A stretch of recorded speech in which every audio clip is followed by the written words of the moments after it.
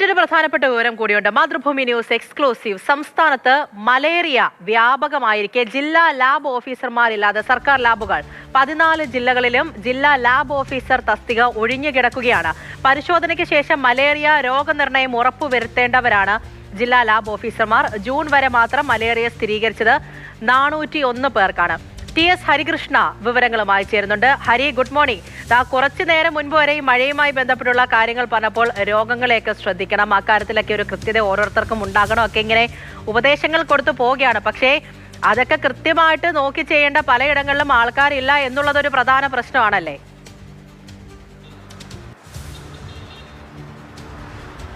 അതെ പൂജ, good morning. അതായത് പകർച്ചവ്യാധി പെരുകുന്ന ഒരു സമയമാണ്, മുൻകരുതലുകൾ സ്വീകരിക്കണമെന്ന് ആരോഗ്യവകുപ്പ് കർശനമായി നിർദ്ദേശം നൽകുന്നു. അപ്പോൾ വളരെ പ്രധാനപ്പെട്ട 2 തസ്തികയിൽ ആളില്ല എന്നുള്ള വാർത്തയാണ് നമ്മൾ പ്രേക്ഷകരുമായി പങ്കുവയ്ക്കുന്നത്. അത്രയും പ്രധാനപ്പെട്ട തസ്തികകളായതുകൊണ്ടാണ് നമ്മൾ ഈ വാർത്ത നൽകുന്നത്. ഒന്ന് ജില്ലാ ലാബ് ഓഫീസർമാരുടെ തസ്തികയാണ്. 14 ജില്ലകളിൽ 14 ജില്ലാ ലാബ് ഓഫീസർമാർ വേണ്ടതാണ്. ഇതുകൂടാതെ ഒരു തസ്തിക കൂടിയുണ്ട്, ജൂനിയർ സയൻറ്റിഫിക് ഓഫീസർമാർ. ഇത് 28 തസ്തികയാണുള്ളത്. ഈ 28 തസ്തികയും ഒഴിഞ്ഞു കിടക്കുകയാണ്. ജില്ലാ ലാബ് ഓഫീസർമാരുടെ 14 തസ്തികയും ഒഴിഞ്ഞു കിടക്കുകയാണ്. ഈ ജില്ലാ ലാബ് ഓഫീസർമാരുടെ ഉത്തരവാദിത്വം എന്ന് പറയുന്നത് ജില്ലയിലെ ലാബുകളെ കോർഡിനേറ്റ് ചെയ്യുക എന്നുള്ളതാണ് പ്രധാനപ്പെട്ട ഉത്തരവാദിത്വം എന്ന് പറയുന്നത്. 3 വർഷമായി ഈ പോസ്റ്റ് ഒഴിഞ്ഞു കിടക്കുകയാണ്. ഈ കഴിഞ്ഞ സർക്കാരിൻ്റെ സമയത്ത് ഈ പോസ്റ്റിൽ ആളെ വയ്ക്കേണ്ടതാണ്. പക്ഷേ ചില സാങ്കേതിക കാരണങ്ങൾ പറഞ്ഞുകൊണ്ടാണ് ഇതിൽ ആളില്ലാതെ മുന്നോട്ട് പൊയ്ക്കൊണ്ടിരിക്കുന്നത്. പകരം ചുമതല പലർക്കായിട്ട് സീനിയേഴ്സ് ആയിട്ടുള്ള പലർക്കും കൊടുത്തിരിക്കുകയാണ് ഇപ്പോൾ ചെയ്തുകൊണ്ടിരിക്കുന്നത്. ഇപ്പോൾ കെ മുരളീധരൻ കഴിഞ്ഞ ദിവസം സംസാരിക്കുമ്പോൾ പറഞ്ഞായിരുന്നു, ആരോഗ്യ വകുപ്പിൽ ഒഴിവുള്ള തസ്തികകൾ എത്രയും പെട്ടെന്ന് തന്നെ റിപ്പോർട്ട് ചെയ്യണം, അതുമായി ബന്ധപ്പെട്ട് നടപടികൾ സ്വീകരിക്കുമെന്ന്. ഇന്നലെ തന്നെ ആരോഗ്യവകുപ്പിൽ 152 തസ്തികയിൽ നിയമനം നടത്താനുള്ള നീക്കുപോക്കുകൾ നടക്കുന്നുണ്ടായിരുന്നു. പക്ഷെ അതിലൊന്നും ഇത് ഉൾപ്പെട്ടിട്ടില്ല. ഇനി രണ്ടാമത്തെ തസ്തികയായാലും ഞാൻ പറഞ്ഞ ജൂനിയർ സയൻറ്റിഫിക് ഓഫീസർമാരുടെ തസ്തിക എന്ന് പറയുന്നത് ഈ വൈറസുകൾക്കൊക്കെ ജനിതക മാറ്റം സംഭവിച്ചിട്ടുണ്ടോ എന്നുള്ള കാര്യങ്ങളൊക്കെ പരിശോധിക്കേണ്ടത് അവരാണ്. മാത്രമല്ല ലാബിലെ പരിശോധനാ ഫലവുമായി ബന്ധപ്പെട്ടുള്ള മറ്റു കാര്യങ്ങൾ നോക്കേണ്ടതും അവരാണ്.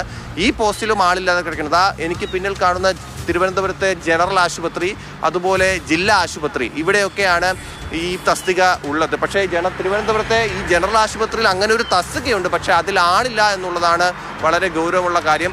മലേറിയ രോഗം ബാധിച്ചുകൊണ്ടിരിക്കുന്നു. ഈ മാസം തന്നെ ഈ വർഷം 401 പേർക്ക് ഇതുവരെ രോഗം സ്ഥിരീകരിച്ചു. അപ്പോൾ ഒരു സമയത്ത് ഈ മലേറിയ, മലമ്പനി എന്നുപോലുള്ള രോഗങ്ങൾ നമ്മൾ തുടച്ചു നീക്കിയതാണ് കേരളത്തിൽ നിന്ന്. പക്ഷേ ഇപ്പോൾ വീണ്ടും അത് വ്യാപകമാകുന്നു എന്നുള്ളത് ആശങ്കയുണ്ടാക്കുന്ന ഒരു വളരെ പ്രധാനപ്പെട്ട കാര്യമാണ്. മലേറിയ മാത്രമല്ല, ഡെങ്കിപ്പനി രോഗബാധിതരുടെ എണ്ണം കൂടിക്കൊണ്ടിരിക്കുന്നു, എലിപ്പനി രോഗബാധിതരുടെ എണ്ണം കൂടിക്കൊണ്ടിരിക്കുന്നു. അപ്പോൾ ഇതാണ് സംസ്ഥാനത്തെ പകർച്ചവ്യാധിയുമായി ബന്ധപ്പെട്ടുള്ള കറണ്ട് സിറ്റുവേഷൻ എന്ന് പറയുന്നത്.